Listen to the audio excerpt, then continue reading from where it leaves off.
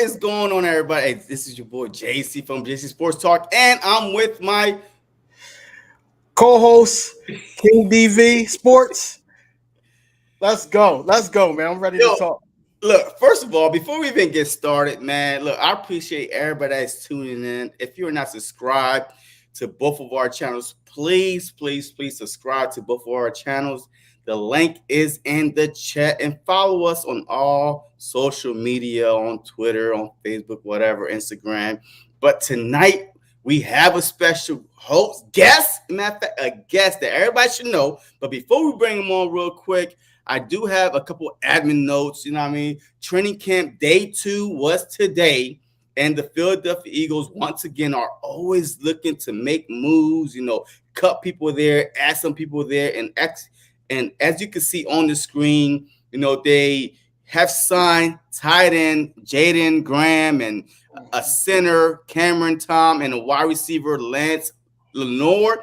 He did spend a few years with the Dallas Cowboys on and off on the practice squad. He couldn't hack it, and went to a couple more teams on and off on the practice squad. But he did have a great breakout season in the USFL. And that's why the Philadelphia Eagles picked him up. He about 6 feet, 181 pounds. I'm kind of like, okay, where he's going to fit in the system at, I don't know. But that is what the Philadelphia Eagles did today before training camp started. So, any word on this, King? Hey, are you okay with this move? Hey, they also released what? They also put tight end Richard Rodgers. Well, they didn't release him, but they put Richard Rodgers, guard Brent Toff, and Tyree Jackson on the PUP list. Yeah. So that's how they were able to make room for these guys. Camp bodies, competition or what? It's hard to digest because I like Richard Rodgers. I like him as a blocking tight end. But that says a lot about how much you're going to hate me for this, but how much they got love for J-Jaw, man. That person should have been on the PUP list. J-Jaw should have been on the PUP list to me. But, they got love for him, man. So I just don't like the whole Richard Rodgers thing, whereas though that he's known for being an extra lineman basically on the line on O-line. So we really need to reevaluate that. Look, hey, Richard Rodgers to me it's just like a Jordan Howard. Hey, nobody gonna sign them. Whenever you need them, they are available and they are a utility players. I'm telling you, Richard Rodgers could block, he could catch. Jordan Howard could do the exact same thing, but nobody want to pick him up. Is that a red flag on the player, or it's just like, man, one of them things like, why ain't nobody out signing them? It's almost like you said, Jordan Howard, Richard Rodgers. It's like they didn't really show enough to be, picked up. You know what I'm saying? But they haven't been put in situations either. And then when like Jordan Howard is kind of different because Jordan Howard, have those injuries, whereas though that he's out for games and things like that. So you don't really see much from Jordan Howard. So teams are looking at that too. So, all right. So, hey, enough about this, man. Hey, the moment has arrived, ladies and gentlemen. The moment we all been waiting for, including me, for about a week now. You know what I mean? This guy is so busy. I had to reach out to him last year just to be on today. That's how busy he is. You know what I mean? He's white rerun, Denzel Washington. The ladies can't get enough of him. Ladies and gentlemen, put your hands together for Philly.500. What's up, man? Yo. What? Yeah, hold on. The ladies can't get enough. All right, calm down, everybody. Calm down. He's taking. I'm taking. All right. He's taking. I have this problem every time I go to the store. They think I'm Denzel Washington. But, man, I really appreciate you having me on, man. Thank you so much. It's an honor to be here. Nah, man, look, it's an honor to have you here. Let them know where they could find you at if they don't know you and what you're working on and what you have coming up. Well, you can just find me. Just type in Philly.500. It should come up. or Nelson Aguilar stinks, something like that should come up. And it's busy right now. This is busy time because training camp has started. We had our first practice today, so we're going to be pumping out the videos, streaming the games, and doing live streams. So yeah, you'll see a lot of me on YouTube. That's for sure. Yes, sir. And if you're not following my co-host right here, King DV, please go give him a follow. I mean, he is up and coming. Eagles content creator, Sixers content creator. He does it all. His link is in the chat. Everybody's link is in the chat. So if you're watching on King DV's channel, my link is in the chat. Or Philly.500, his link is in the chat. So just go sub us up. You know what I mean? Like, this is like the bread aisle. You never could have enough. Everybody got their own flavors, different kind of, taste. I like potato bread. Some people like King's bread. I mean, whoever. Hey, this is like the Eagle content community is growing so fast. Like, I'm like, and some people in the morning, afternoon, evening, midnight, Bird Game 31. He does his Q&A late because he's on the Midwest, so his time is different. So just go subscribe to all these great Eagle content creators because this season right here is going to be special. Yeah. I have a feeling I'm not going to say no Super Bowl, like no anything like that, but just special. Whatever's going to happen is going to happen. So, and without further ado, let's get into it. 500. Like, camp started day 2. Yeah. Yesterday was basically a video op, photo op, conditioning. Today, I mean, how did you feel about camp being started day 2, and what are you looking for from this camp? Oh man, I was very excited. It's like Christmas morning, They're finally there. They're finally practicing. I don't get caught up. I try not to get caught up. Sometimes I do, but I try not to get too caught up on did a guy have a great practice, a bad practice. I talk about it because it came out, but I try to be even keeled. Like I've been fooled a couple times. Like Rager last year, 1-arm catch. I'm like, oh, here we get Rager, here we go, and then he let us down. It's like Ben Simmons on Instagram shooting 3-pointers. Forget about it, but I agree. There's some camp battles that I'm very interested in. You guys were talking just a little while ago about the tight end 2, the tight end spot. Who's your tight end 2? I have no clue. I would have said most likely it's Richard Rodgers, but he's on the physically unable to perform list, and he's always hurt. Yeah. Is it Jack Stahl? Tyree Jackson's coming back from injury. This Calcutta kid. I don't know who the tight end is going to be. I think that's a very interesting camp battle. I think you have the wide receiver position, the 3rd, 4th wide receivers, very interesting battle. And then I think at safety with Anthony Harrison Tart is an interesting battle. And then the linebackers. We're so focused on the Kobe Dean and Kaiser White. I think we're all sleeping on TJ Edwards a little bit. I'm not. I have been. I have been. A lot of people have been. Yeah. A lot of people have been. I totally have. And I'm looking at the guy going, this was the best linebacker on our team last year. Well, what am I sleeping on this guy for, Right. But then again, he has to make himself known. This is a whole new year. Everybody start off like fresh to the point where now we got to see who fits and who doesn't. Yeah, so that's basically how it's going to go. I agree. And today he made a nice play on AJ Brown. He stripped the ball. The pads aren't out yet, but it's going to be an interesting battle. I really think, because I think this is one of the deepest linebacking groups that we've had in a long time. Yeah, facts. Yo, King, I mean, hey, your camp is here. I mean, like, what battles are you looking forward to? Definitely. I'm sorry. Basically, the wide receiver, the third slot. Everybody's screaming Quez, but I have a feeling. Listen, hear me out. I want Quez there too, because you're making faces. I want Quez there too, but at the same time, listen, I want Quez there too, but at the same time, Zach Pascal is here for a reason, and I think that's going to be a little battle. He could be number 4. What? Wait, I ain't say nothing. Oh, Hey, you give your take. Hey, don't look at me over here. I'm just listen, over so here. Anyway, listen, he could be fourth, but it's going to be a battle. It's going to be a battle.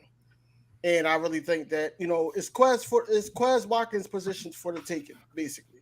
We all heard and we didn't see it because they didn't record it, but he did a slant and Jalen Hurts hit him in the back shoulder fade for a touchdown. So that was like the play of the day, basically, on offense. So hopefully Quez Watkins can sit up there and, win that battle so we can have the two that actually played last year on the field with AJ Brown instead of Zach Pascal trying to, learn the plays and things like that. So, yeah, look, my favorite position is a linebacker because, it's the unknown.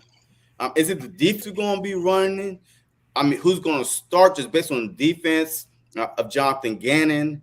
Is Dean going to start? Is Kaiser White going to start? Edwards, TJ Edwards, I feel like that his position is secure because he did enough last year. So I'm just dying to see who take his position and why, because he was our best run stopping linebacker last year. So I can understand if the outside linebacker is for taking, the inside linebacker, but the middle linebacker is secure with TJ Edwards, in my opinion. But we'll see. And also the right guard spot, Samalu or who's the other one? With Driscoll, right? Driscoll, right? Yeah, Driscoll's out there. Yeah. So I want to see who they're going to pick. Even though today in the press conference, they kind of hint that if Samalu is back, and it's good to see him back out there or whatever. So I mean, I want to see if he starts. I feel like that's our best chance to win. That's a solid offensive line. But we got to see, I mean, look, there's a lot of positions out there. The number 3 wide receiver spot, is it Quest spot? I think he did enough last year. He showed enough. He didn't get enough opportunities, but when he did, this dude did enough in my eyes to win that wide receiver 3 spot.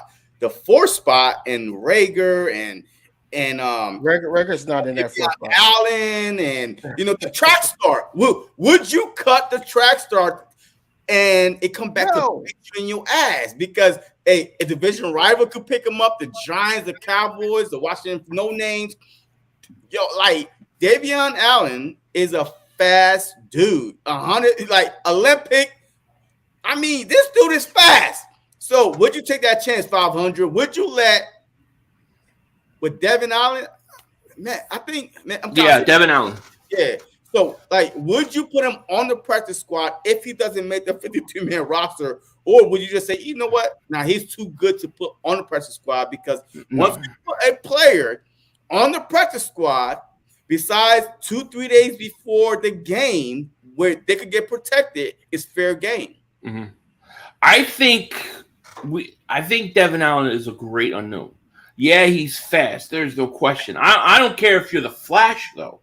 If you can't catch, it does nothing for you. So we don't even know if he can catch. He hasn't played in 4 years, right? I mean, he hasn't played in 4 years.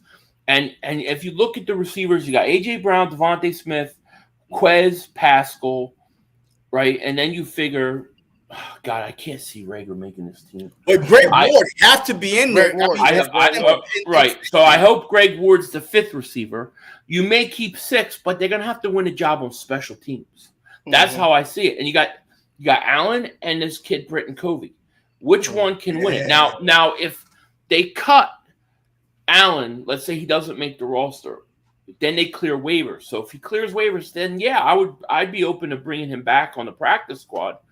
Will somebody pick him up? I don't know, but he hasn't played in 4 years, so we have to see. But do you think it's a big risk, especially given that our special teams is so weak? In my opinion, they are so weak, especially from last year in the return game. Would you just take your chance and just say, you know what, man? Hey, could you catch the ball and not fumble take off? I mean, Like it has nothing to do with the ball coming 100 miles an hour. Like, oh my God, yo, you are looking at the ball, catch it. Could you follow the blocks and take off? Like, I would just take my chances. I mean, this dude is so fast. Like, do you remember a kid this years ago? He was I can't remember his name. It's slipping my mind. But I believe he played in Colorado or something, and then he became a pro skier. And he was a skier, and then he came to the Eagles to try out. And you look at his college tape, and he was great at returning. And as soon as he got into preseason, he was a deer in headlights, you know? So my point is, we just don't know how these guys are going to do until they get on the field. I think you're right, though. You're right in that we can't have Greg Ward fair catching every punt or running it back 2 yards. I'm so sick of it, you know?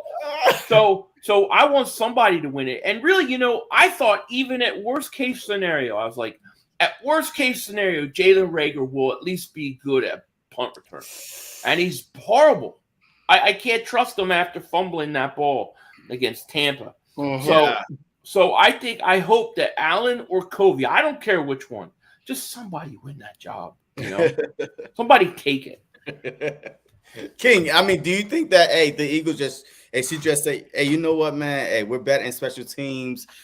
I mean, look, this dude know how to play football. Like he played in college. I understand the 4-year thing. I mean, hey, we drafted a tight end that retired. You know what I mean? Hey, we drafted him in the 6th, 7th round because he played with Jalen Hurts in what's his last name? Calaretta, whatever the hell his last name is. Who? The tight end we drafted out of. I don't know.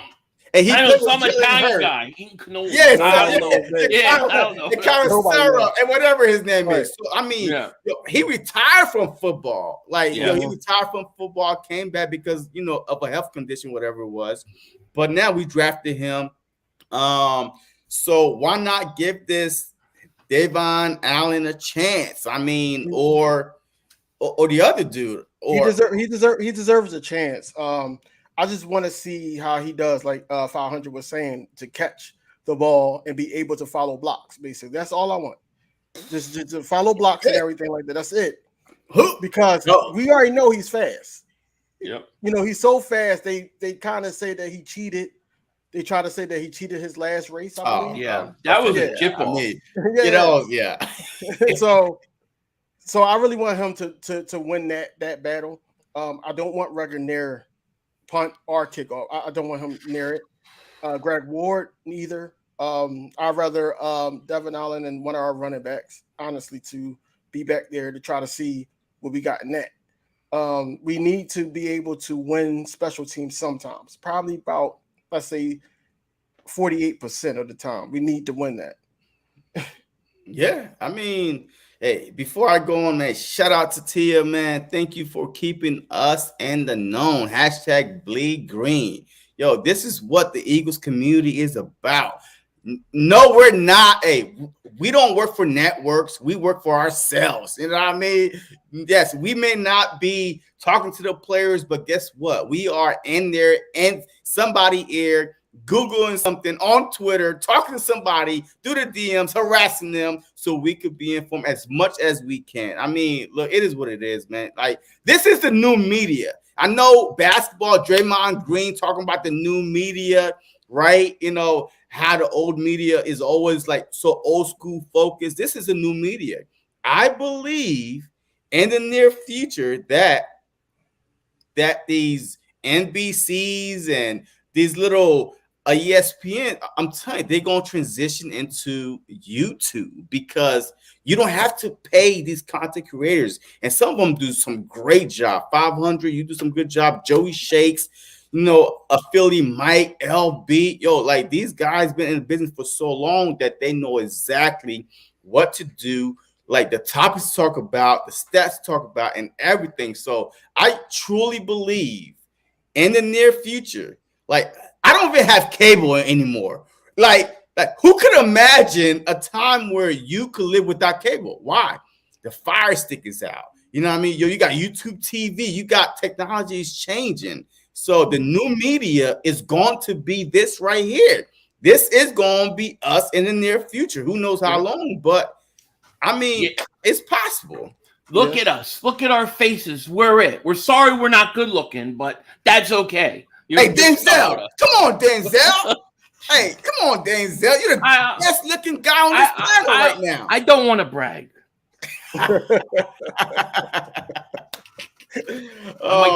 Some other people might get pissed off at me.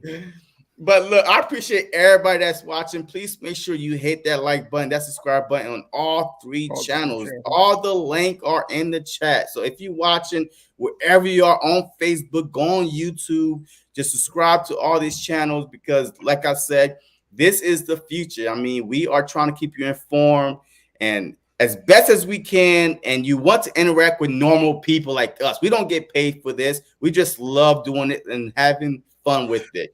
So, all right. So look, so Jalen Hurts, like I saw a couple passes today where I tweeted out, look, I'm like dying. What I saw today was a guy that spent all off season, like putting in the work for his weakness. He was weak at when to release the ball. His footwork was bad. His accuracy, his timing was off. Today, according to the three things that I saw, I mean, I ain't see any more videos than three. The first one was a little bit behind AJ Brown. Of course, it is what it is. It's warm-ups, type of stuff. But the other two, before the wide receiver even turned and planted their feet to go out or in, the ball was gone. The ball was in the air. As soon as they turned around, that wide receiver was looking for the ball, and it was on them. So what I saw, just based on what I saw, he is improving as a passer, and I think he's going to take a big leap in year 2 as a full-time starter. What are your thoughts on Jalen Hurts today? Just based on the clips that y'all saw or things y'all heard. I basically like the fact that his motion is more confident in his motion and throwing. Yeah. I like the fact that the play that you're talking about. I remember it was AJ Brown, I believe, and he basically I don't know if it's the AJ Brown one or it was the other guy that it was 40 something. 47, 48. Yeah. But I was talking about the AJ Brown one. So basically, what happened was AJ Brown left the defender and he went pat, and then as soon as he went into his turn, the ball was right there. So I like the fact that he's actually paying attention to detail. It was said that him and AJ Brown, they did go to practice 6:30 this morning, just for a 58-minute practice as a team. So you gotta get those guys, and then it was the rush from OTAs, the end of OTAs to now. You got to break that off first before we could get into the thick of everything. Yeah. So, but I like what I'm seeing from Jalen Hurts. I like what I'm hearing from Jalen Hurts about Jalen Hurts. He had 4 touchdowns, probably 1 interception, if we're counting. But yeah, nevertheless, they say he had some great throws. Like I said, the best play of the day was to Quez Watkins' back shoulder. We didn't even see that basically almost all season last year. So it's more confidence, and then also having somebody there that's your friend and everything like that. But I do got something to say. I do want him to build more of a rapport with Dallas Goedert, because I feel like Dallas Goedert is the forgotten person in the offense, because a lot of people are not talking about him in the offense. And he had a couple drops, and they blamed it on Jalen Hurts, but sometimes them balls was there, and he was dropping those passes. So this is his full year as tight end 1. So him and Jalen Hurts got to make each other that. Got to be his safety net, not AJ Brown, because teams is going to zone in on AJ Brown, and then you're going to think, okay, Devonta Smith is going to get his touches. So Dallas Goedert has to be that guy. I mean, I thought that Jalen Hurts made some really nice throws. I know the throws that you're talking about. And this is the narrative that we hear all season. He can't make the throws. He doesn't have a good enough arm. He has a noodle arm. All that is so it's such bull. It's all bull crap. I mean, look, he doesn't have Patrick Mahomes' arm. He's not Josh Allen's arm, but he doesn't have to. His arm is good enough to get the job done. If he's more accurate, he's better with his mechanics. He reads defenses better, and he improves. I think he'll be fine. The narrative. I don't know. Like, I don't even understand the narrative. Like comparing his arm to like Tim Tebow is the most ridiculous thing. Tebow had a noodle arm. Tebow, yes. Yeah, that was a noodle arm. Okay, but I think a lot of people are down on Jalen Hurts, and I don't know why. Sometimes I think people just want to be able to say, "I told you so." I told you this. You know what I'm saying? And is it because like the head chef, like Howie Roseman and Jeffrey Lurie, all offseason has been flirting with Russell Wilson, with Deshaun Watson, with Aaron Rodgers. Is that because of that? And he's not signed to a long-term that's part of it. That's a big part of it because the front office isn't totally invested in him yet either. So I get there's questions. Like, I can't tell you, I'm sold that Jalen Hurts is our franchise quarterback. I don't know.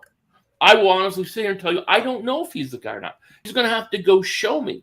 But the narratives that I hear, like, well, he can't throw, he can't make this, or he can't do that, I think are ridiculous. I really think that we don't know yet, but this year will tell us. This year will tell us. And the best case scenario for the Eagles is that he is the guy. That's what we want. Then you have 2 first-round picks to use wherever you want. So we should all want him to be the guy.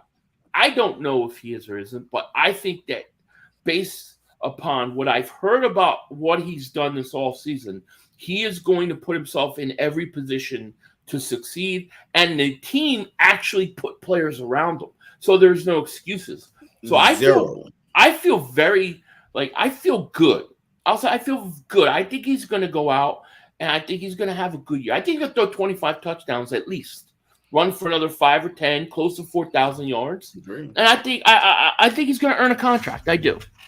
Yeah, I need him to earn a contract, man, because I'm Team Hurts. I just like the fact that his leadership. He's a good kid. Yeah, I like the fact that all the veterans said that they love playing for him. They're all standing by him. Lane Johnson came out and said something. Of course, AJ Brown, and I just like the fact that he's basically taking initiative for the community and for the kids in the community. So I need him to be that guy. Like you said, you don't know until you see it on the field. We can talk, listen to reporters, we can read reports, but at the same time, we need to see with our own eyes. Just like you said, JC, it's a difference between national media and everything like that, and then us guys on YouTube. What we do is go with our emotion and we give it to you differently. You might say something differently from me, and 500, you might say something different from JC, but at the end of the day, we all need to be on the same page with what do we see from this guy. Now, if it's, he's the same type guy last year, then it's like he didn't really make an improvement. Do he really deserve the extension? Or, he did make an improvement. He did crack 25 touchdowns. He had a little bit more interceptions, but he had 4,000 plus yards. So, and we got to let's say the second round of the playoffs. Then it's like, do he really deserve it? Signed. Yeah.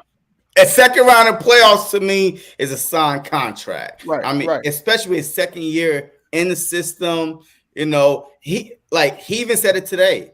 This is his first time since high school, coached by his dad, that he's going to have the same playbook, offensive coordinator, back-to-back years. That is big. Yeah. Look, I played football, and changing from offense coordinator and offense is confusing because you constantly, and I never played quarterback.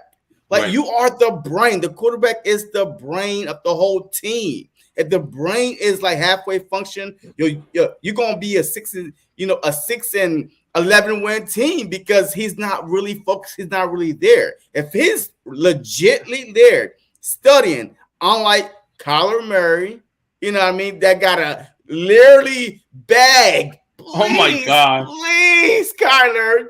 Please, we're gonna give you this $230+ million contract, but please, I need you to do 4 hours a week of studying. Wow. Please. That's ridiculous.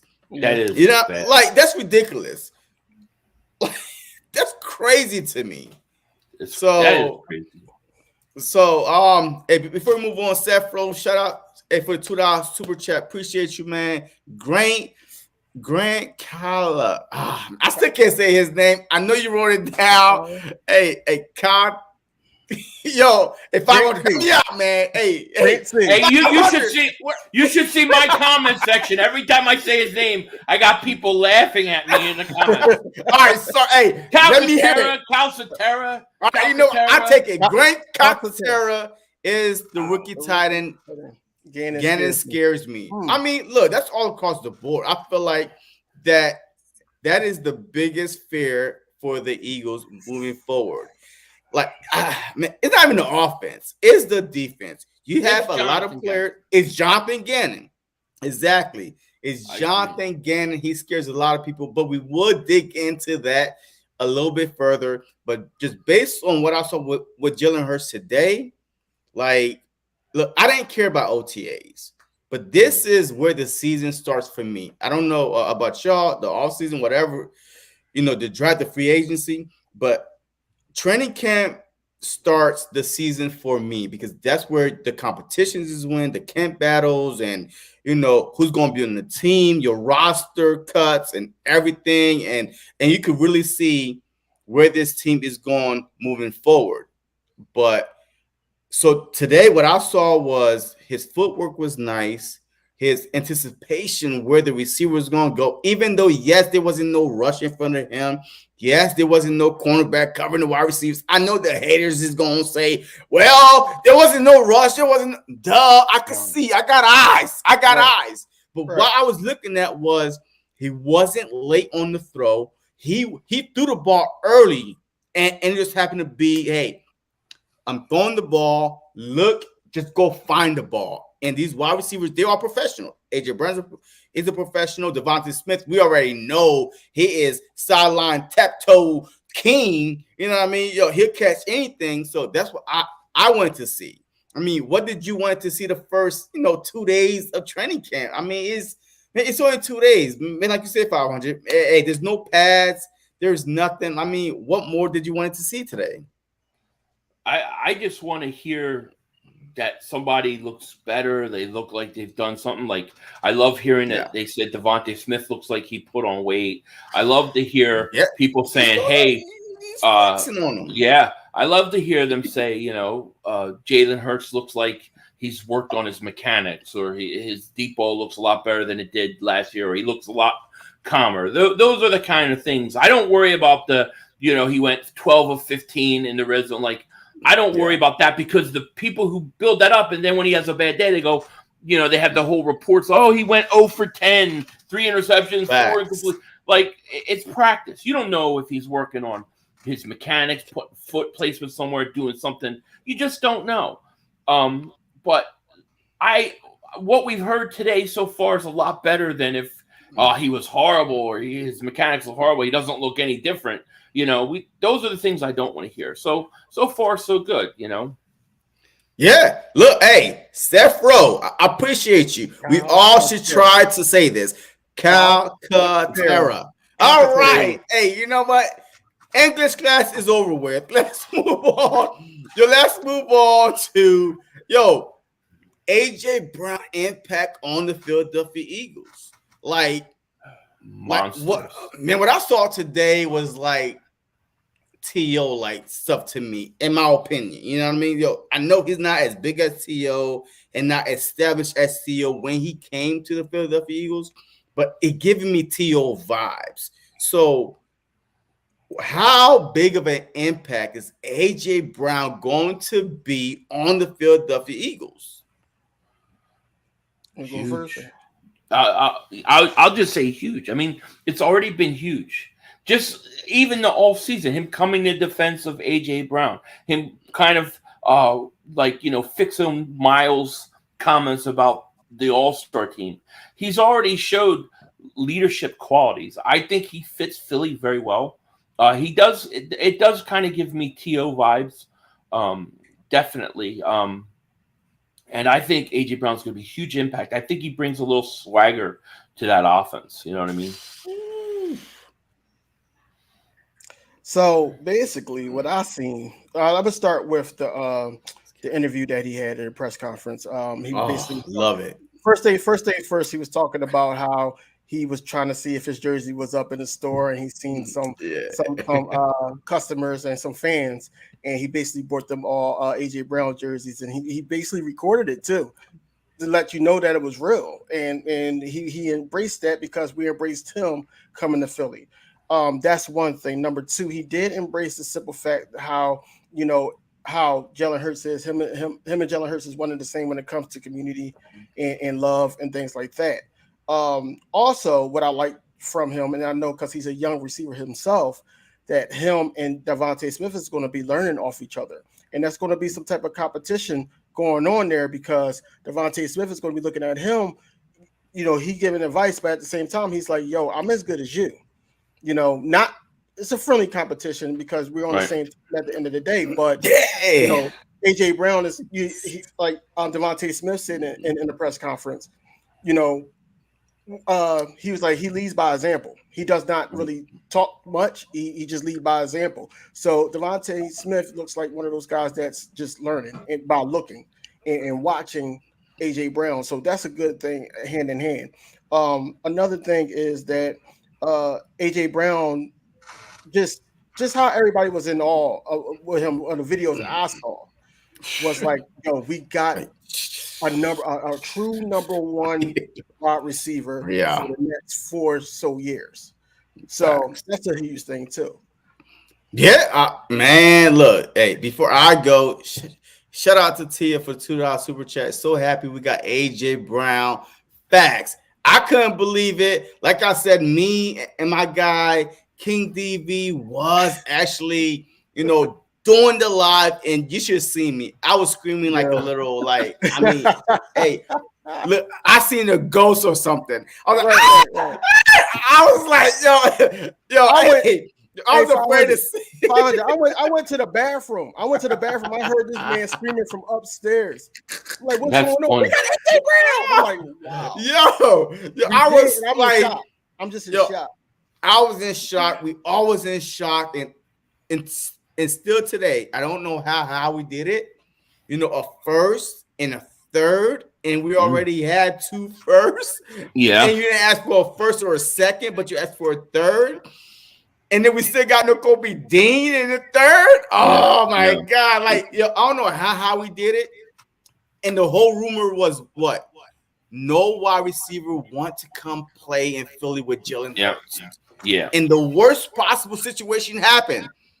Not only a wide receiver, a Pro Bowl wide receiver, and his best friend wide receiver.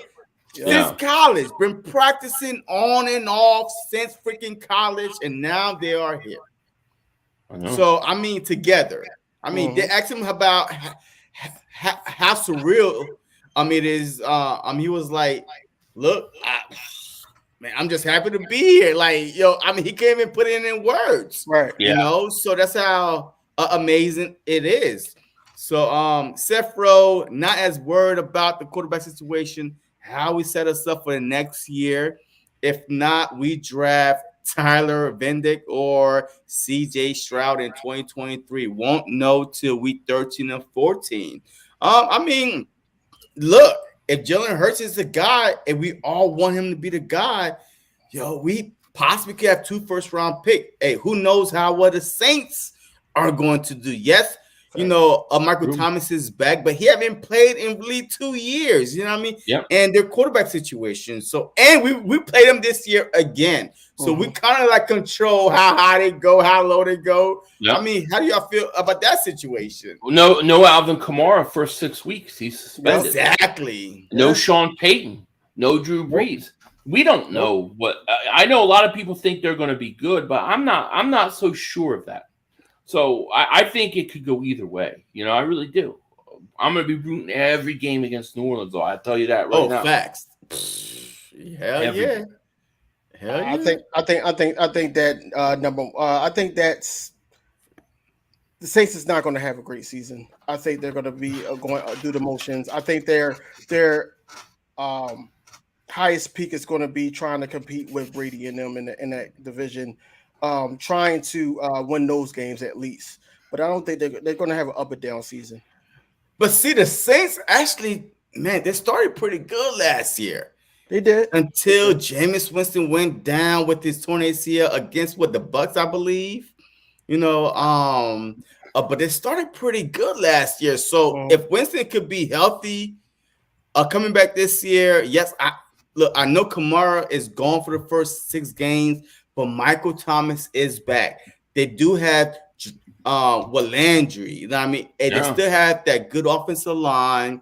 But the only thing that's missing is their 2 safeties. Michael Williams Marcus Williams. He went in free agent. And then Jenkins retired. Yeah. You know what I mean? So those were the 2 safeties. So they got Honey Badger. They brought in. See, that's what I'm saying. So, I mean, hey, this ain't the Colts. Like, the Saints are known to play great defense, and that's how they've been winning over the past couple of years since Drew Brees retired. Right. So, I'm kind of scared that, hey, look, our draft pick might be in the 20s. Like, honest truth. If everybody stay healthy on the Saints, and it's just one of those things. I'm really not as nervous. I think that they're going to get tested early, especially Honey Badger and being over there, everything like that. And teams already know that they had a good. If we know, teams already know, so they're going to, go back to the drawing board. And if they try to do that same scheme again, then teams are already going to know how to go against that. I think that we'll be okay with that pick. We'll be okay with that pick. All right, look. I'd be okay with that pick if Jalen Hurts is the guy. Hey, if he goes out and ball out and we sign to a big contract extension or whatever it is, look, I'm okay with getting a late first round pick. It was worth it to me. You know what I mean? So, but if he goes out and stink it up, look, I'm not even going to say it. It is what it is. And let's move on to the next topic. You know what I mean? Let's move on. Hey, I'll say one thing. Can I say one thing about the Hurts situation? Go ahead. To me, we're going to know by week 8 or 9. We'll know. I think we'll know by then whether he's the guy or not. We'll know by then. So, we'll see. But I mean, I think we'll know before the week 10 or week 11, and then we can that's our bye week accordingly. Our bye week is week after the Cowboys game, I think week 6 or 7. Week 7 because the Cowboys is week 6. So week 7. Yeah. But all right, so let me ask you this. Whew, man, I hate to say this. I know where it's going. I think I know where it's going. Right. So with the roster we have, if Hurts starts struggling, would you put in Minshew? Would you bench Hurts and say, you know what, I've seen enough?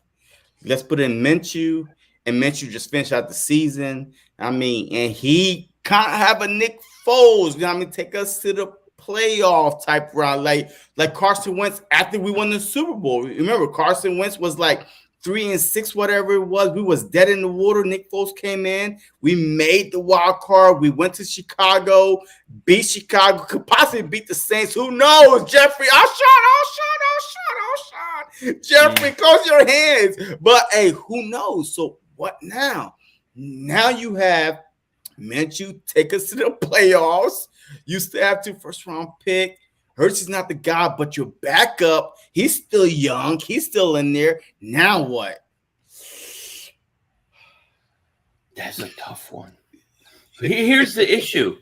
See, if we're struggling and he is not the guy, then my immediate focus goes to what quarterback is coming out of this draft we got to get up as high as possible to get. So I almost, in some ways, want to just leave him in and let him loose and then get the highest pick possible. However, I don't think the Eagles would do that. I think they would pull him and put in Minshew. Now, let me ask you this question. If Jalen Hurts was not on this team, and this is hypothetical, but let's say he's not on this team right now and Minshew's a starter, do you think the Eagles still win the division with the roster they have? Because I do. No. I do. I do. I think Minshew would win this division. I do. No? I mean, why not? Go ahead. Why not? Minshew is not a dual threat. Minshew throws the ball. Minshew throws the ball better, yes, but he's not a dual threat. But look who he's throwing to. Yeah. Devonta Smith, Dallas I Goedert. understand that. Now, AJ Brown, top three offensive line. I gotta call JC out. Whoa. I remember, listen, hear me out. Slow down, buddy. Slow down. Call me. Go ahead. What was that? The first episode of this.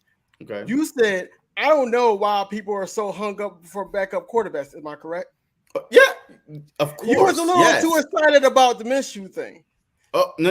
Okay, because I feel like that the city of Philadelphia is always cheering on the backup quarterback. You know why? Because we are so passionate. The first sign of trouble, we want the backup quarterback.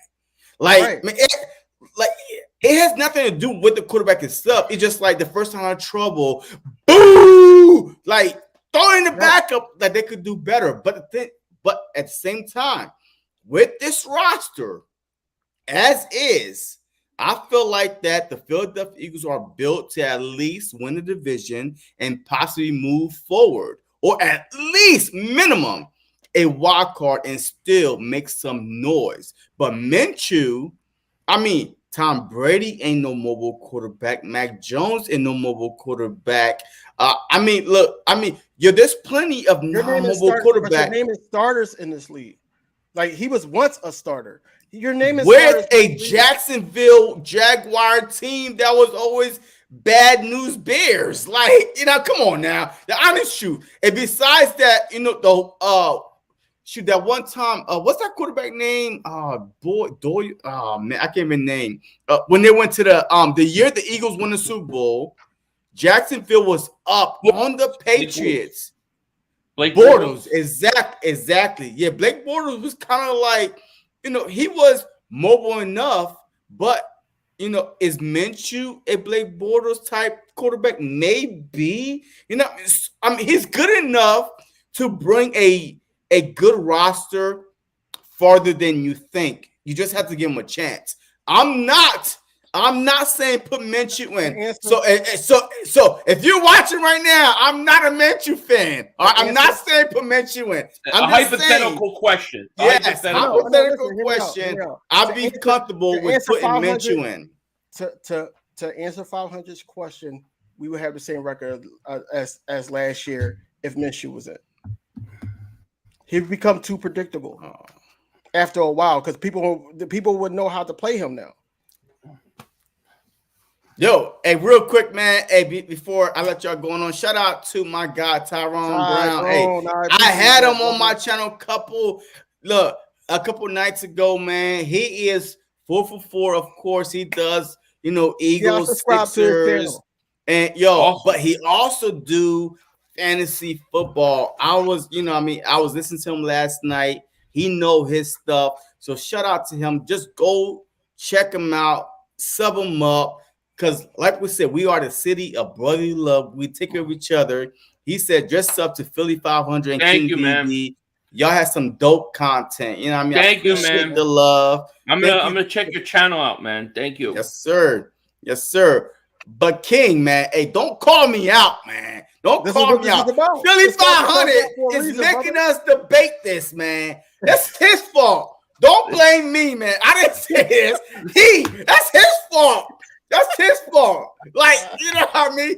Don't blame me. I'm just answering the question, and I feel confident. Just like you know what? Man, I probably was on the one of 5%ers during the Super Bowl year. That was like when Carson went down. I still felt like we had a chance. We was never out of it because our team was so well balanced. Like, like literally. Like, I mean, I wish I was doing YouTube back then because I was like, do not panic. Our team is balanced enough because we was like taking the ball over, like turnovers. Like we was one of the top 5 teams in taking the ball over, sacking, interception. And then we was the highest scoring offense, like, top 3 just scoring offense. So I felt like that we were still good enough. Like the media was like, hey, the Eagles are done. But me personally, man, I don't know how 500 or King was, but I was like, we good. I was like, hey, we got this. And people was like, you crazy. I'm like, we got this because defense won championship. And that year, defense was just barn out. I was doing videos then. So my thing was I said the Eagles will go to the Super Bowl and lose. That's what I thought was going to happen. I thought we'd go to the Super Bowl and lose. No way did I think that Nick Foles would go in to the Super Bowl and outgun Tom Brady. I never thought that would happen, but he did. So it was great. I mean, it was the best way to win a championship, right? Total underdog. Yeah. On that run. So I remember I was like, any given game, we can actually go out there and compete. I already knew that. But the game that I started to believe that we was going to go to the Super Bowl is the Minnesota game. And why? Because what they did to that statue. Well, and that was like, when you before the game started. Yeah, because I was like, obviously, we were up like double digits. No. Obviously, we're going to the Super Bowl. But I knew the team was going to play for the city, especially for what they seen that. I know they seen that. So I was like, all right, well, we're going to beat the Minnesota Vikings. I didn't like them anyway because they wasn't really supposed to beat the Saints, but that catch was crazy by Diggs. So that was a crazy catch. Anyway, when we got to the Super Bowl, I was like, oh my God, man, we got to go against Tom Brady. And then I'm like, yo, we actually got a chance. We pulled off the Philly special. I said, yo, we got a shot. We got a shot. Yo, I had tears coming out my eyes. I said, we got a shot. And before halftime, I was crying. And I'm happy he's back. My favorite Eagle, Brandon Graham. Oh, yeah. Still the winner. And I said, yo, we did it. I looked like, remember the video of Kobe holding his daughter? Rest in peace to Kobe Bryant. But remember, he was holding his daughter. I looked like that, holding liquor. But yeah. Or the beach, or the KG. Anything is possible. Right. Like, you know what I mean? Just like, yo, I mean, on my porch, I screamed. That's what I'm talking about. I was looking at downtown. I think downtown did some type of fireworks or something like that. It was beautiful, man. It was a beautiful thing to witness. Yo, look, I'm telling you right now, the minute the Philadelphia Eagle won, I did 2 things. One, I pulled out my credit card and ordered every overpriced stuff they had. Yo, did you say the Philadelphia Eagles have just won the Super Bowl? Like the towels, the DVDs, like I'm like $100. I don't care. Sign me up. Like now you can get them for like $5.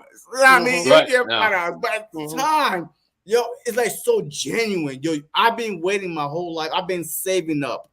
Yo, I tell everybody this: the day the Eagles win the Super Bowl, I will spend, I don't care how much money, to get everything that pop up on the screen. Because every year, I'm a sports fan.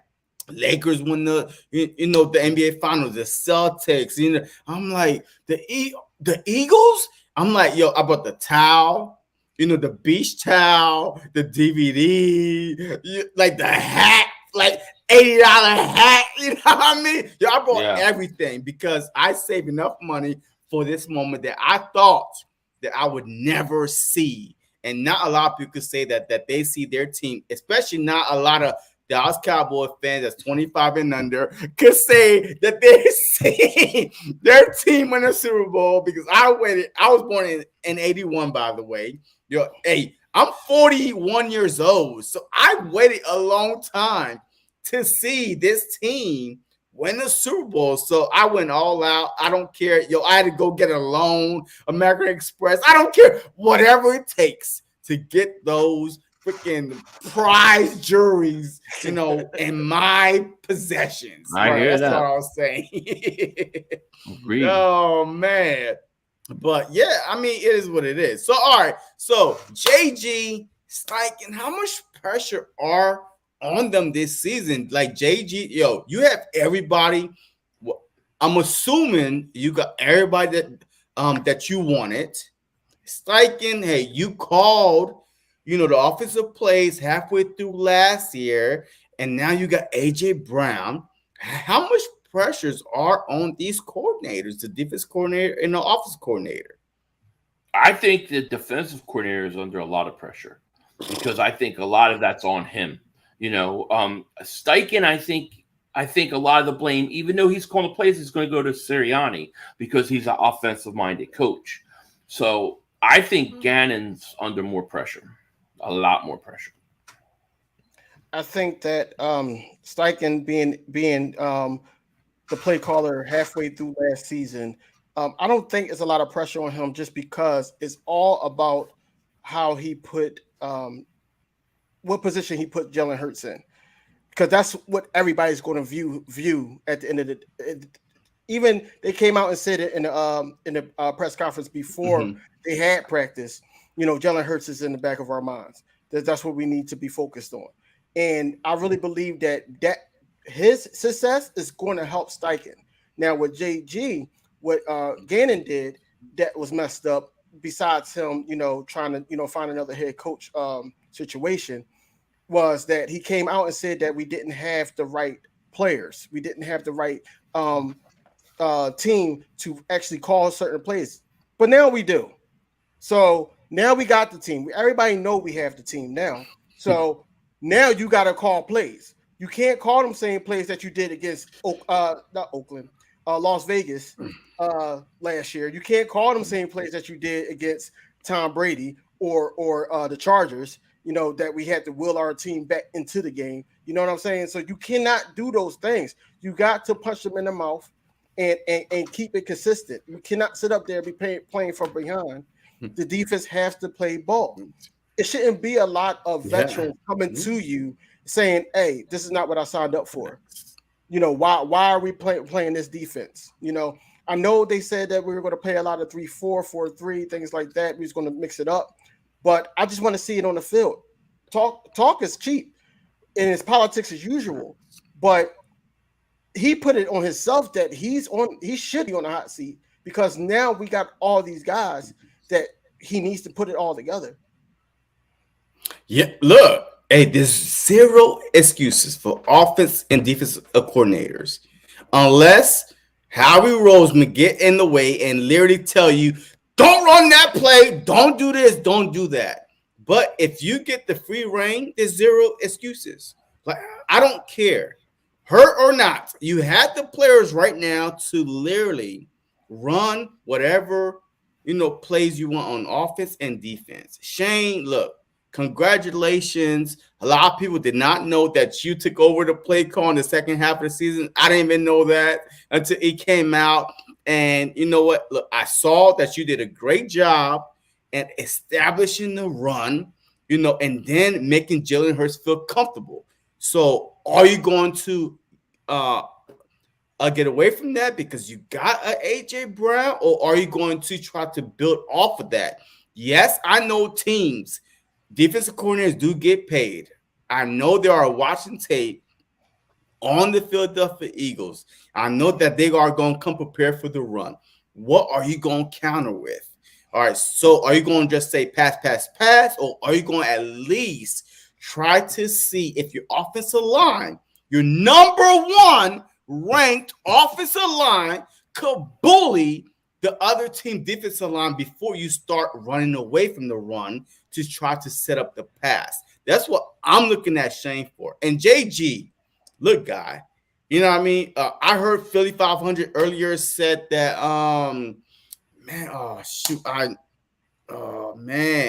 what's that guy, man? He put up a stat earlier.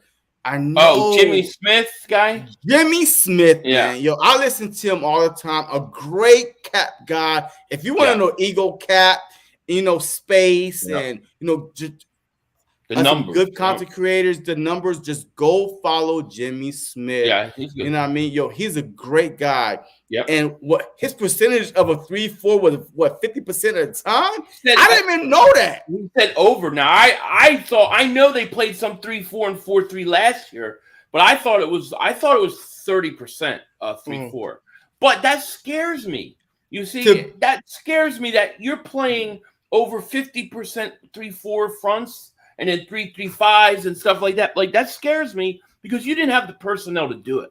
Right. You're built for a 4-3. Now, you want to switch more this year, you got to get the guys, and I think they did that with guys like Hassan Reddick and Jordan Davis. But to me, that surprises me that they did that much.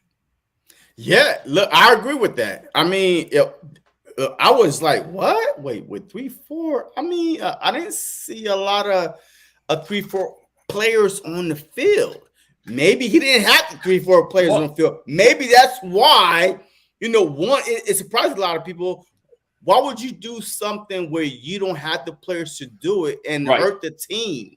And Fletcher Cox was complaining about how they were using him, which makes sense. So he's probably Jamie Smith's probably right about that.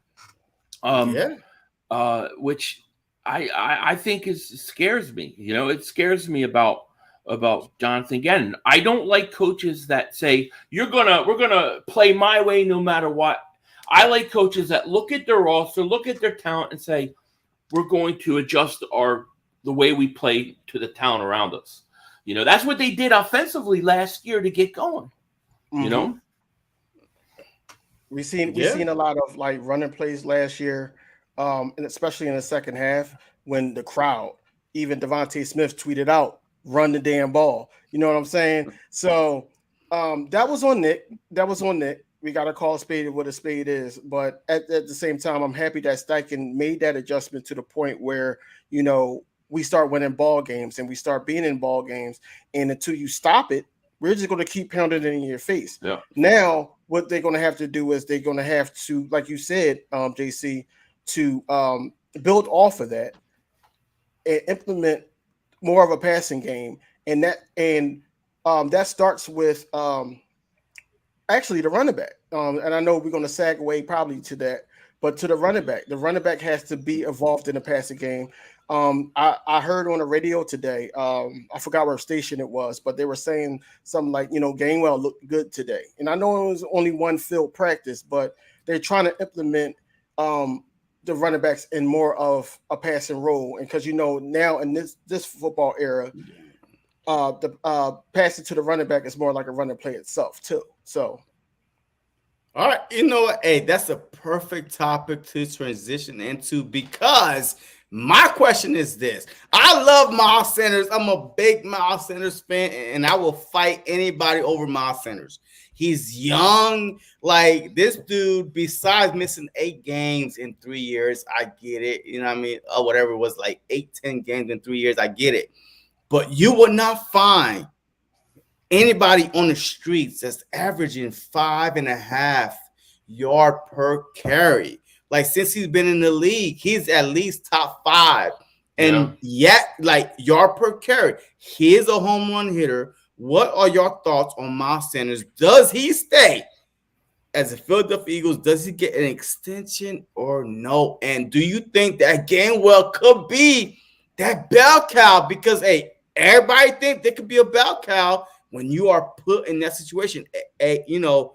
Juju Smith-Schuster, AB, Antonio Brown. When he left, it wasn't the same thing. You know what I mean? So everybody, and like CeeDee Lamb, everybody think that Amari Cooper was the number 1, and now CeeDee Lamb. Hey, we don't know. So do you think if they don't sign Miles Sanders and we keep Gainwell, could he be a every down back or what? What's going on?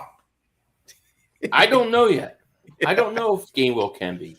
Yeah, I like what I've seen of him. I have liked what I've seen of him, but I don't know if he could be, that number 1 guy. I think Miles is gonna have a monster year. I do. I think all he has to do is stay healthy. I'm with you. Yeah. I'm a huge Miles Sanders fan. Even though he didn't have any touchdowns last year, Yeah. he still averaged 5.5 yards a carry, man. Facts. And the thing is how many guys in the league have the ability on any given play to go 80 yards, 70 yards, 60 yards? You can't teach that explosion. I think Miles has a lot more in him, man. I think he's gonna have a big year. I think he's gonna have 1,200 yards on the ground. But my problem is I don't think they're gonna sign him because teams don't want to give running backs tons of money, and I'm afraid that he'll go, but he'll have a big year and get big money. You know. Wait, before King goes, 500.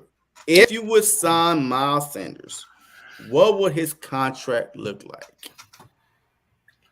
I don't know. If I was to do a deal with Miles, I would not. And this is just me personally, and I'm not. I don't know the exact cap or what the number is for running backs right now, but I wouldn't want to give him anything over 3 years because running backs tend to wear out quickly, and it's a lot easier to replace. I think running backs is one of the easier positions to bring in and to fill. So if I was to extend him, I would want to extend him before the end of the year, before he has a big year, and make it like a 3-year deal. And do a 3-year deal. Because if he goes out and does what I think he's going to do, if he stays healthy, then he's going to get big money on the open market. And now the Eagles will be like, nah, you've been hurt the first 3 years out of 4, and you had one good year. We got to let you go. So, yes, I completely agree with you. And Howie Roseman is – and Howie I trust. He is known for signing guys, to long-term contract before they either go up or go down. But he's one of those guys that he's anticipating this type of stuff. But Seth Rose exactly right. He's never healthy. He's got to stay healthy. You can't have Miles in December when you need him and you're making that playoff push and he's hurt. I mean, I don't. That if he goes through that again, he's gone. And the other thing is this: I don't know if the current coaching staff likes him as much as they like Gainwell. I mean, I know they like Gainwell, but you never know.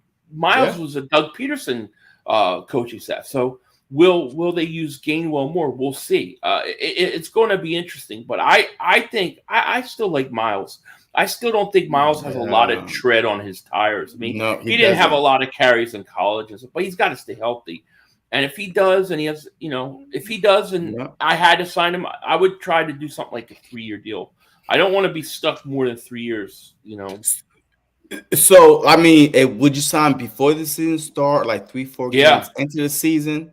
Yeah, I would. I wouldn't mind that if they can get him at a discount, get him cheap, do it before he has a monster year.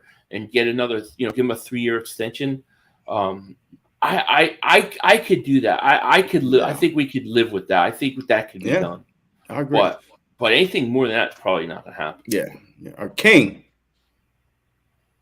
All right, King. So, don't go too hard on Miles now, King. I'm not, because I'm a Miles guy. Is active. Oh, okay, all right. I'm a Miles guy. I love Miles. I love Miles Sanders. I love everything about Miles Sanders. His stats speaks for itself. His stats alone, he does need to stay a couple more years. But this is a prove-it year for him. Yeah. And we all can agree on that. Yeah. And basically, everything that he said in this offseason, whereas though that he demands more touches, he needs more touches. Basically, that we're an all-star team, things like that. You have to show up. You have to do those things. You got to work on the offseason, you should have worked on your body to try to be healthy because anything is liable to happen. But at the same time, I was watching Brian Dawkins interview with the Kid Sports or whatever like that. I don't know how to pronounce that YouTuber, but he was an ex-football player. But anyway, he was basically saying that Miles Sanders needs to implement himself into the passing game also, not just look for carries, but to be able to be yards after catch. One thing that Brian Westbrook did point out is that Miles Sanders has an issue at times making the first guy miss. Mm. Yeah. And I watched some tape, and I'm like, yes, he does. He needs to work on that. This is He something that dances sometimes too. He too dances much, too much. too Yeah. much. And I I like want Shady though. Like Shady is our But Shady leading. was different. but Shady was yeah. different. And Shady dancing with the ball out here. He was like, Shady, here you go. And Shady grab the was, ball. but Shady made people miss though. Like Shady was next level. You Yeah, know, that's I what can't he I can't put him Barry Sanders level, No, but but he was above Miles. There's no he was question. different. He was Yeah. different. Yeah. I mean, yeah, look, and I agree. I love Miles Sanders, man. I think that he learned a lot from being injured those 3 games since the Raiders game, and then he saw how the Eagles took off. And then, like, I feel like when he came back, he was a different running back. He was hitting them holes. Like, I mean, I was there in person at the Saints games. I know that was his first game back. He fumbled inside our own Eagles, 5-yard line and whatever. But I'm Yeah. telling you, since he came back from that injury, he saw the Eagles running game been rolling. He did not want to be the reason why, that running game stalled. So he Yeah. changed his running style. Like he started hitting them holes, north and south, trying to get as much yards as he can. But I feel like just like Jalen Hurts, we're not going to tell him to stop running, are we? Like, as No. much as we want to see him throw and throw and throw, we still want to see him use his ability. That's what made Jalen Hurts a dual threat quarterback, a scary quarterback. So Miles Sanders, if you just say hit north and south, you have another running back for that. So that's the good thing about the Philadelphia Eagles. They have a Miles Sanders, a Kenneth Gainwell, a passing, catching running back out the backfield. You got a Boston Scott that could go north and south. So, I mean, we are set up perfectly to be evenly balanced across the offense, just like the 2017, where we had a Blunt. It was like north and south. We had a Clement, and then we had a AJ Ajayi. So, like, we had three different types of running back style. So, like, I don't think that Miles Sanders should change. Man, I just think that he needs to pay more attention. If the blocks are there, follow your block until you know what I mean. It's kind of not there no more, and then you bounce out. One thing I think that would help Miles greatly and increase his value is if he can get back to his receiving catches that he got, his receptions he got his rookie year. He had 50 receptions his rookie year, and then he had 28 and 26 the next 2 years. If he can be about 50, 60 catches, that would greatly help. I mean, that was one of the things I really liked about Miles Sanders his rookie year was I thought he was a threat in the receiving game. It's been non-existent the last 2 years there. Mm-hmm. But do you think that is the result of the play calling also? Because in 2017 we was more balanced. Then the following year we started being more pass heavy because we did let Blunt go. Ajayi wasn't on the team no more, so we kind of like was relying on an arm, a Nick Foles or Carson Wentz arm, then a balanced offense. And then in the following year, your Doug Peterson is from the Andy Reid scheme. And we all know Andy Reid, man. This dude hate running the ball. He's all throw first, but some way, somehow, Patrick Mahomes, he let him do whatever the hell he want. But when he was in Philly, he was just one of those guys that was just like, just throw. Yeah. Well, I think last year they used Gainwell more in a passing game than Miles. But, I mean, the year before that, if you remember Miles' second year, I mean, he dropped a lot of balls early on here. Like, there was wide open passes. He just was dropping balls. He has to be better in the receiving game. I definitely think so, Okay. Any last word, King, before I read this super chat? So basically, they just need to. I honestly think that they need to put him into that like Alvin Kamara / that dual running back thing, whereas though that he can run, but he can also get you yards. So he's basically deadly either or. He needs to get to that point for me to even consider him getting an extension. But see, look, I think Miles Sanders is perfect for the system. Like he's not that greedy. All right, so just give him his touches. He'll be fine. Last year, we saw a lot of frustration. You know what I mean? Towards the end of the season. Mm-hmm. Like, there's highlights against the Washington football team. This dude, like, was rushing for 100-something yards and could not get one touchdown. Why?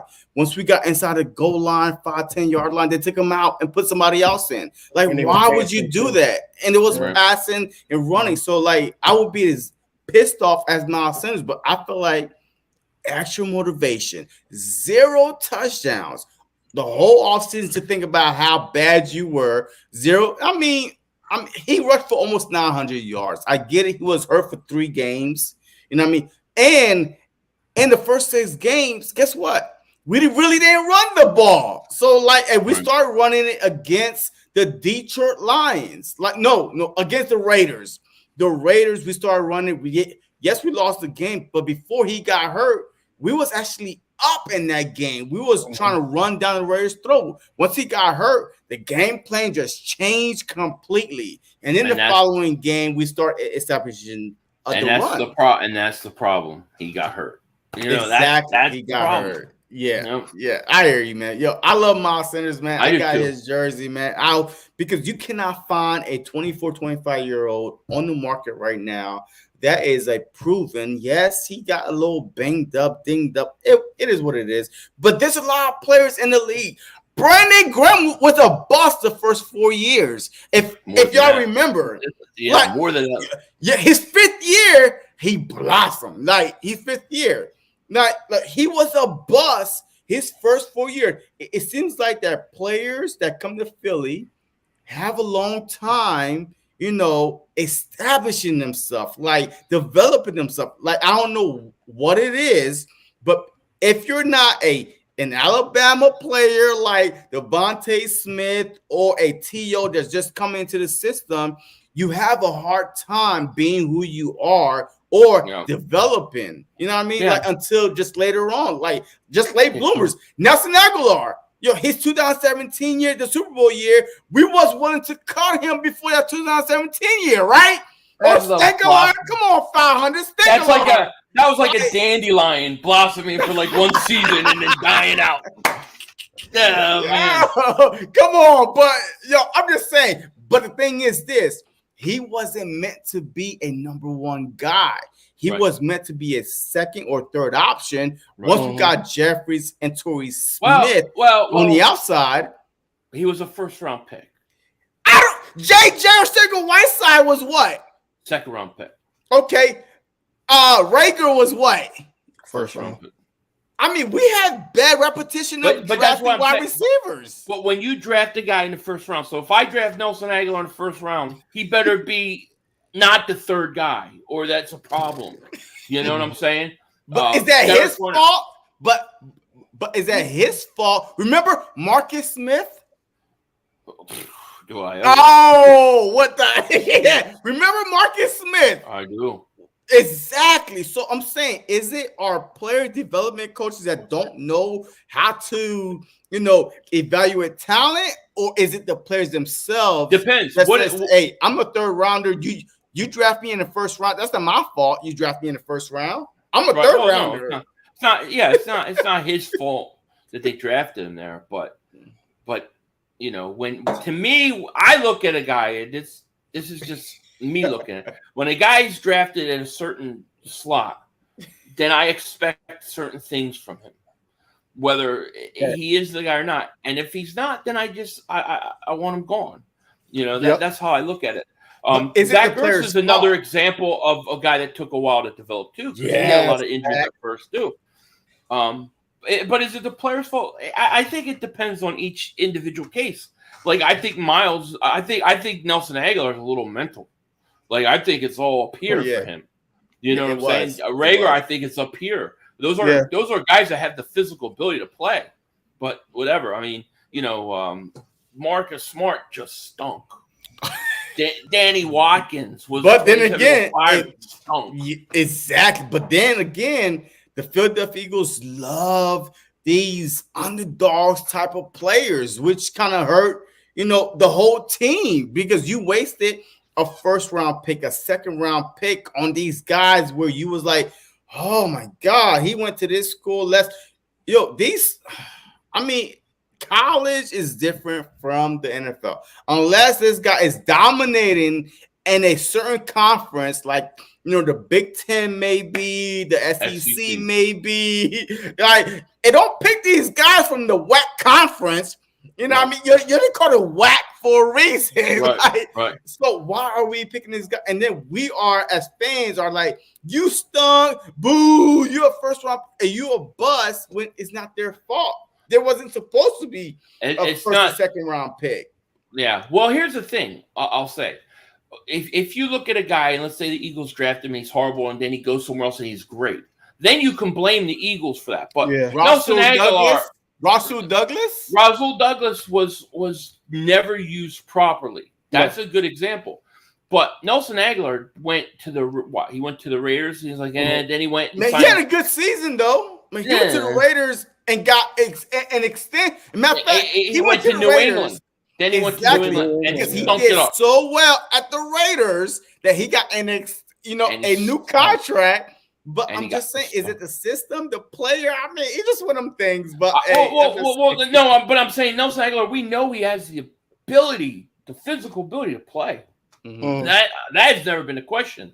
But when I'm telling you, I know if Nelson Aguilar's not a good year. I can tell you if he has success early in the season, like week 1 or week 2, he does something good, he's gonna have a good year.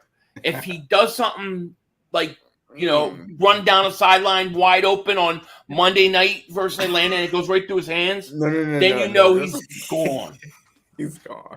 Yeah. All right, so hey, shout out to Seth Roseman, to that super chat. Professor Kenneth Gainwell will be better than Miles. I mean, look, we are assuming, but hey, look, to be the guy and then to be a backup is totally different roles, man. Like, you are relying on like first 3 downs, you are the guy. Could you handle the pounding? No pun intended, but could you handle the pounding? You know what I mean? Big plays. You know what I mean? What are you talking about? You know what I mean? But sometimes it's easy to be the second guy. And you come in, fresh legs, you get touchdown, and everybody's like, oh my God, he's better. But at the same time, I'm telling you, I watched the tape last year. Miles Sanders was getting us from the 20 to the 20. Once we got inside that 20, it was a whole completely different game plan. It was like, take him out. We don't trust him. We don't believe in him.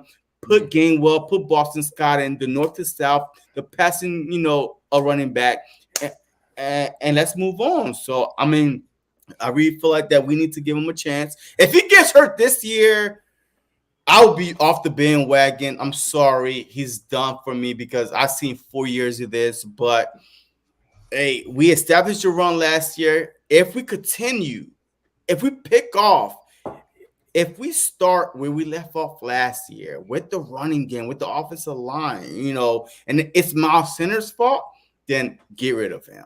Like, the trade deadline coming up, his last year, somebody going to need him. You know what I mean? Somebody going to want him. Just trade him for a 3rd round pick, a 4th round pick. I don't care. Get something for him because at the end of the year, he's gone. So I at least need to see him start the season, at least see 3-4 games and see how he does. I want Miles Sanders to actually listen to what he was saying this all season. And also that video, that hype video before training camp, when he was sitting in the corner like he was a boxer and everything like that. I want him to have that mentality that every single game he's going to follow his blocks. He's going to be a part of this offense and not sit up there and complain too much and ask the coach to put me in the game because I want to score this touchdown. Like, demand that. Like, we don't have any players like that besides probably A.J. Brown now and probably Devonta Smith. They're not going to yell at the coach like, yo, why am I not in the game? Miles Sanders has to be that guy. This is a contract year for him. How much do he wants to be a Philadelphia Eagle next season? That's where it has to be at. It's tired of all the excuses. Yes, he has the carries and everything like that. He does get hurt often. But at the same time, it's like you got to make up for that. Somehow, somewhere, you got to make up for that. It's inevitable. You may get hurt. You might have to sit out a game or two. But what are you doing to prep your body in the off season? And then what are you doing mentally to stay focused throughout these injuries that you don't have to keep trying to get back into the season, because every week we're closer to the playoffs, and we're going to need everybody hands on deck at the playoffs. Facts. So that's basically where Miles Sanders' mindset needs to be at. And if I don't see anything like that, then yes, I'm all off of Miles Sanders and ready for the next running back, man, because we don't need no more DeMarco Murrays. Yeah, I mean, yeah, I could not disagree with you more, man. It seems like this whole team, this whole offseason, offensive line, Lane Johnson, looking like Philly.500, but with the six pack. You know what I mean? That's what I'm talking about. This dude was like, I got like a keg. You know what I mean? Y'all don't have a pack. You know what I mean? I got a keg, but I'm telling you, it seems like the offseason model was do what you gotta do. Because we're going to come back better than ever, stronger than ever, healthier than ever.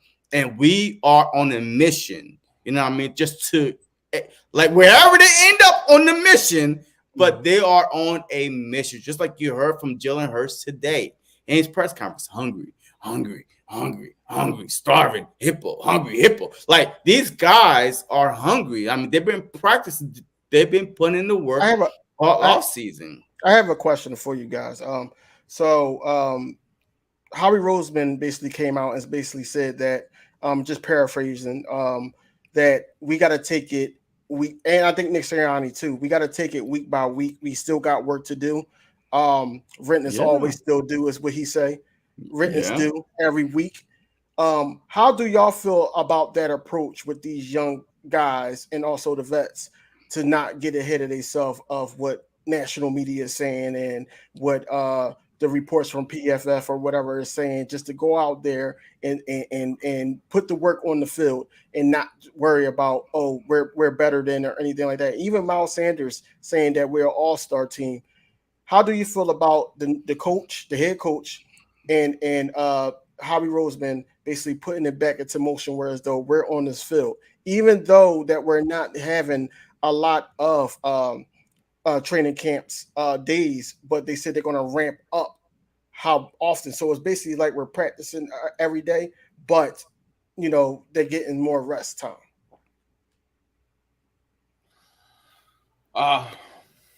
I'll say this. I call it the Dallas Cowboys syndrome. Reading your own clippings and your news reports and everybody telling you how great you are. That's what the Dallas Cowboys always fall into that trap.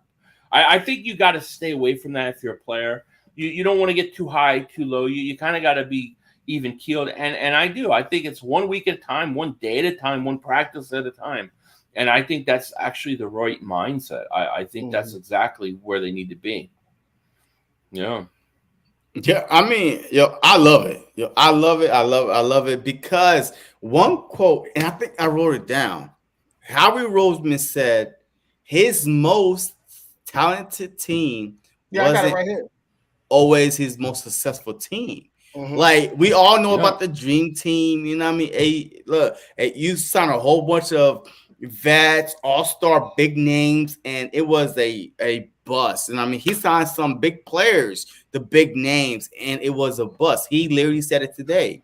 His most talented team wasn't always his best team. So I love that approach, that mindset. Just take it one game at a time. I love the screenshot that they showed of Nick Sirianni had A, B, C, D, E, F, G on the screen, and then 1, 2, 3, 4, 5, 6. It's like baby steps. You have to learn how to say your ABCs, your 1, 2, 3s before you could get to your, your other steps. So I love that mentality. Till your FUCKs. Yeah. ABC 1, then it's FUCK.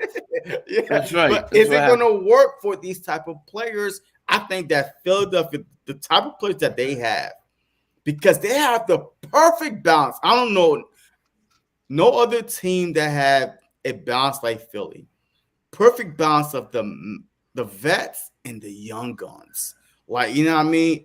At the right positions at that. So, I mean, they know how to keep each other. Hey, look, calm. Like, you saw Cox, mic'd up, telling Brandon Graham, hey, man, chill out, man. Hey, we about to run this play. But Brandon Graham was like, hey, we coming for your ass. We about to do this. Brandon Graham was like, come on, man. Like, we had the perfect balance of vets and young guys that could keep these egos in check to where they know they've been there before. You know what I mean? Cox's been there before. Graham been there before. So they know what it takes to get to the promised land. So I love it. You know when it's hard? Yeah. Pause. Sorry. But you know when the situation becomes like really a test, like a real test, if the Eagles are like 8-2, 9-3, something where they're pretty good, and then everybody's telling them how great they are, that's when you really find out if they can do it. Early on, I think they can do it. But when you start, I think if you look at Dallas, look how many times they have a good team going into December and they just completely collapse. So that's when you'll get the real test, you know. Yeah, yep. Look, I completely hear you. So, all right. So 2 more questions and we're done. All right. So defense, real quick. What do you want to see the Philadelphia Eagles run this upcoming season? Like, I mean, we have the players in every position to run a 3-4-4-3.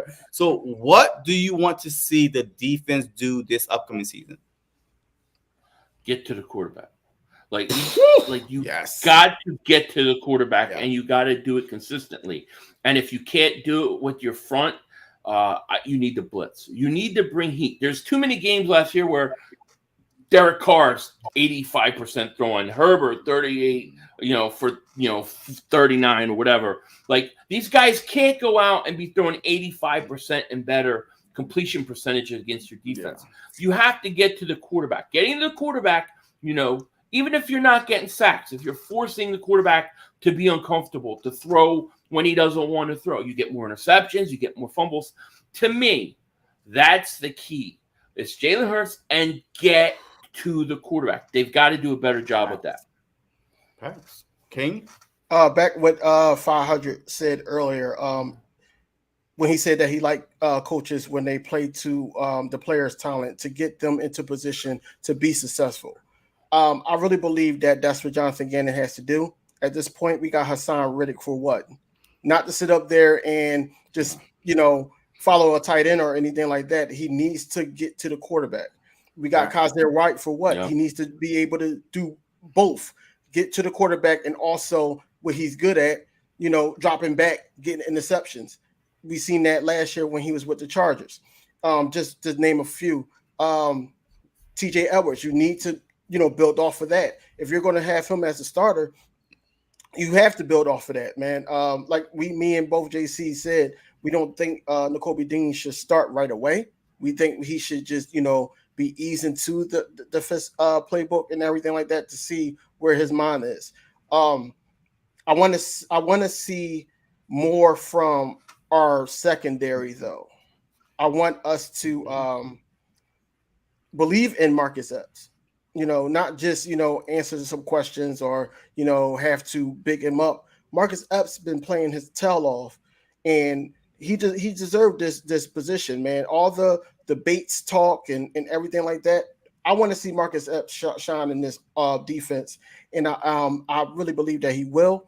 I know him and Kayvon Wallace was out there today, but that was due to, injuries and, C-19 stuff.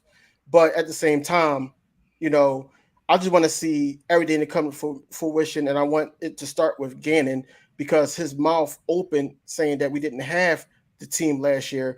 We have the team now. Let's see what you do with this team. Yeah, I mean, look, I agree. I mean, the first thing I need Jonathan Gannon to go watch some Jim Johnson tapes. Like, I need him to go sit there just like Jalen Hurts watch some tapes. Everybody's watching tapes. What is to say that the defensive damn coordinator can't go watch some tapes? Go back and watch how the Philadelphia Eagle defense worked in the first decade from 2000, like when we're dominating, winning division title after division titles, 4 in a row. All this and that. I need you to go back there, and then I need you to put your defense in place.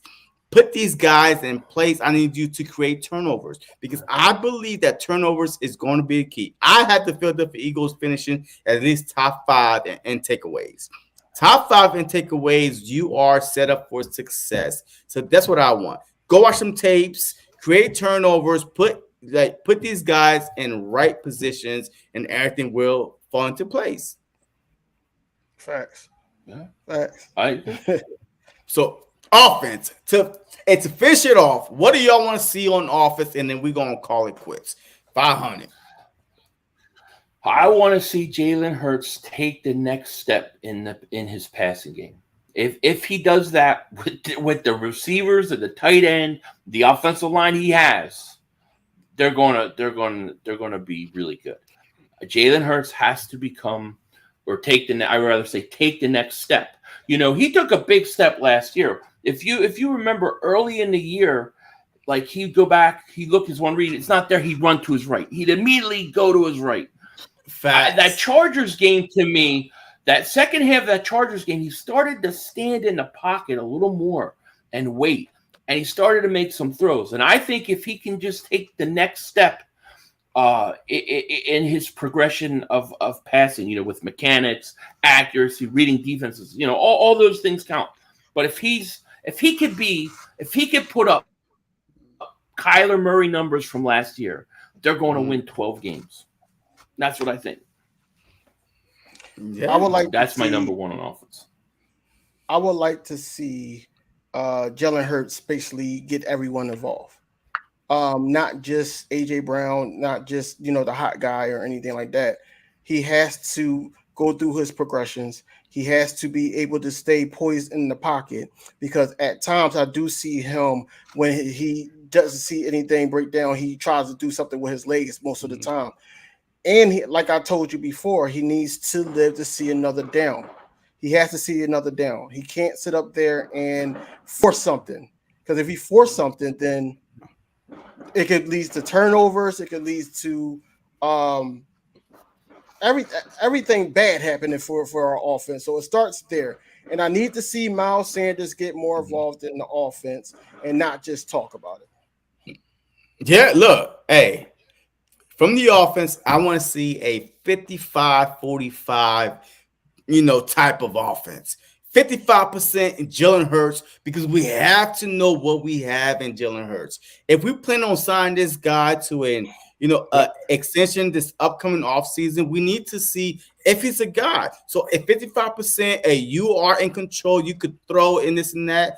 And 45% run the ball with Miles Sanders and Gainwell and Boston Scott and whoever our fourth back is, and you succeed in that, you have proven yourself. You know what I mean? You have proven yourself that you could be balanced offense. So I want to see a balanced offense, and I definitely want to see if our running game, because people knows it's easy to run down somebody's throat when they don't know it's coming.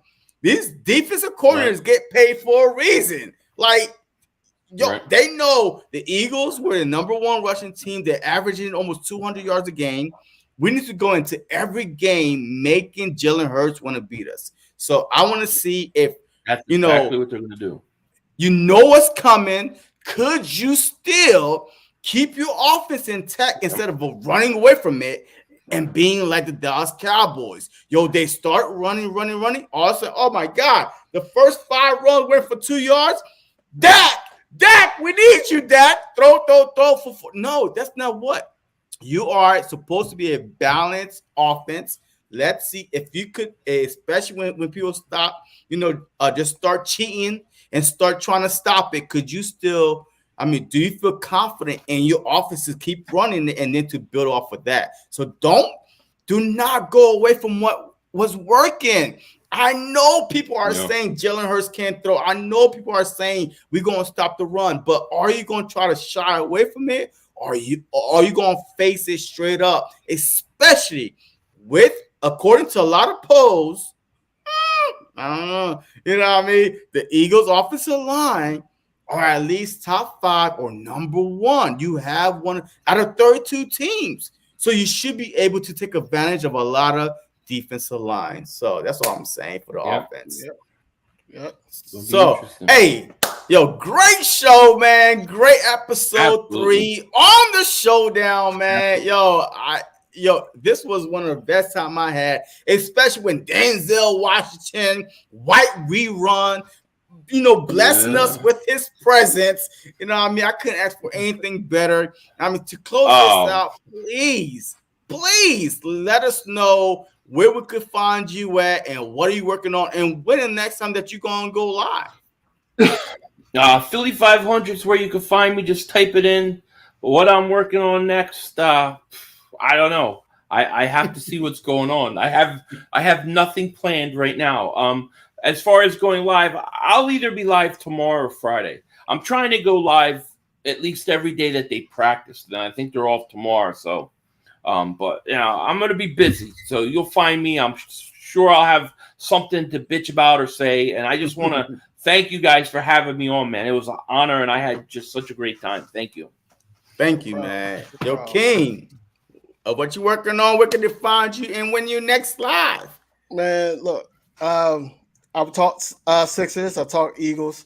Didn't really talk Sixers today with JC, but we didn't get back to that because we had a special guest. Appreciate you 500 for being here. Oh, thank you, man. You can find me on Twitter. You can find me on Instagram, and now I do have a Facebook page up, King DV Sports, all one word. I'm posting heavy there, and also my next time posting, and probably won't be until Saturday, probably Saturday. Just recording something to do with either the Sixers or even if the Eagles come out and have some more type of news, and I'll just record on there. So just catch me on any of those social media platforms, and also with the link down below. I appreciate everybody. I want to try to get to 1,000 by the end of the year, so that's what I'm focused on doing. Yes, sir. Yes, sir. And of course, hey, if you're on here, please hit that subscribe button for me. And if you are watching on King DV's channel, just hit that link in the chat. But tomorrow I'll be live with John Butchard, the host of Bells and the Birds. He will be on here tomorrow from 6 to 6:30. He's a very busy guy. So he has given me 30 minutes of his time tomorrow to be on here and talk about the Philadelphia Eagles. He was at the open practice today, so I'm going to try to pick his brain a little bit. But please make sure you are subscribed to my channel, regardless if you're an Eagles fan or not, because this upcoming season, I do plan on doing a lot of play-by-plays, prime time, Thursday night, Monday night, Sunday night. It doesn't matter if the Eagles are playing, so please feel free to subscribe to this channel because this is where it all happens, and we all Eagles fans at first, but we all love the game itself. Absolutely. So, as always, how we always end this. There's only one way. Go Birds and Denzel. Peace. Denzel say peace, with these sexy boys. And don't be a dingbat. Denzel Washington out. That's what I'm talking about. That part.